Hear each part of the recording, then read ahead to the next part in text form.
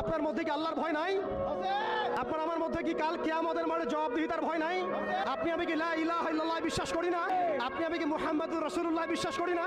আপনি আমি কি মুহাম্মদ রাসূলুল্লাহর উম্মত নই? অতএব আমরা কখনোই কারো দাসত্বের দিকে যাব না ইনশাআল্লাহ। আমরাও ইনশাআল্লাহ তাআলা পশ্চিমকালে এই জায়নিস্ট মুভমেন্টের, এই পশ্চিমাদের, এই দাজ্জালের অনুসারীদের দাসত্বের মধ্যে কখনো যাব না ইনশাআল্লাহ। তারা আমাদেরকে অপশন দিয়েছে, হয় দাসত্ব করো না হলে মরো। আমরাও বলে দিব আমরা ইনশাআল্লাহ